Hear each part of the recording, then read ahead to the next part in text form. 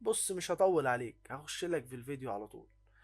لو سألت اي حد عن مستقبل الكرة الانجليزية في انجلترا عموما، هيقول لك اسم واحد ملوش تاني، هو تايلر ديبلينج، الجناح الموهوب اللي بيقولوا عليه هو جريليتش الجديد. وده بسبب مهاراته المبهرة وقدرته ان هو يراوغ اي مدافع بسهولة جدا.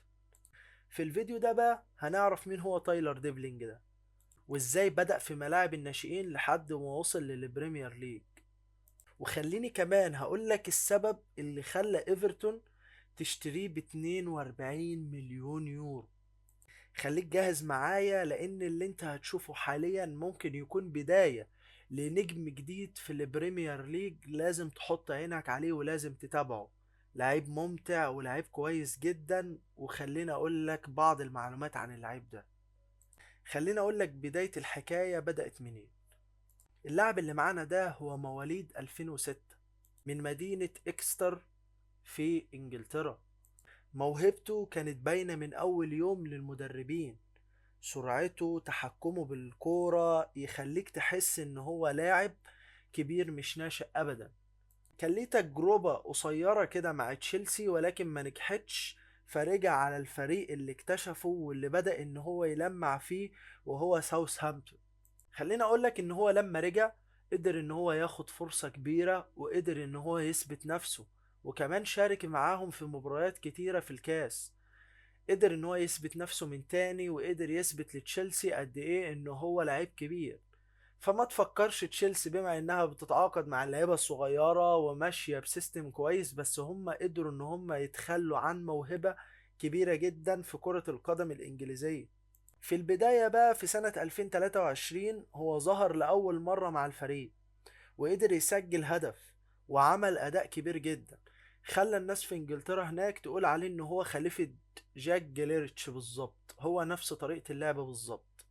تعال بقى اقول لك بس الصفقة التاريخية اللي انا كلمتك عليها في الاول، واللي قدر نادي ايفرتون ان هو يعملها، لانه مآمن ان اللعيب ده لعيب كبير ولسه عنده مواهب كتير، وان هم فعلا متابعينه من زمان.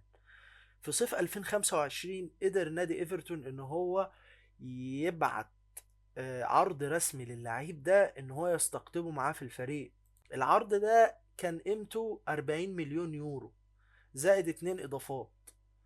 قدر ايفرتون ان هو يتعاقد مع اللعيب، وقدر كمان ان هو يتعاقد مع لعيب شاب عنده 19 سنة بس. وده ان دل على شيء يدل على ثقة النادي في اللعيب وان هو لعيب كبير.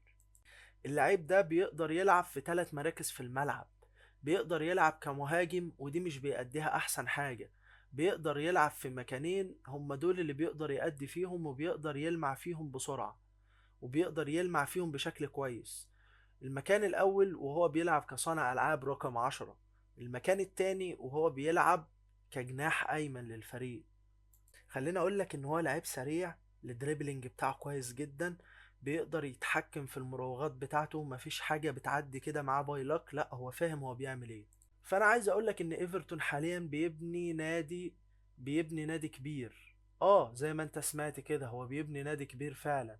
ايفرتون بيبني نادي كبير وبيحاول يحاول اعادة اكتشاف نفسه كنادي كبير، واعادة اكتشاف المواهب اللي عنده، وبيبني فريق للمستقبل.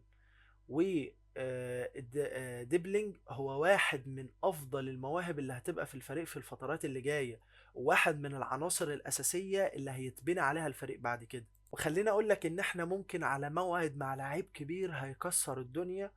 وزي ما ايفرتون معودانا ان هي بتطلع لعيبه كتير كويسه، اخرهم كان انطونيو جوردن، فاكيد هم قادرين ان هم يطلعوا ديبلينج اللعيب الكويس المهاري السريع اللي عنده كتير لسه هيقدمه في الدوري الانجليزي في الايام اللي جايه. فخليك عارف ان احنا ممكن نشوف واحد من افضل اجنحة الدوري الانجليزي في السنوات اللي جايه. لو عجبك الفيديو ما تنساش تعمل لايك وتشترك في القناة عشان يوصلك كل جديد عن المواهب الشابة اللي احنا بنتكلم عليها في اوروبا. سلام.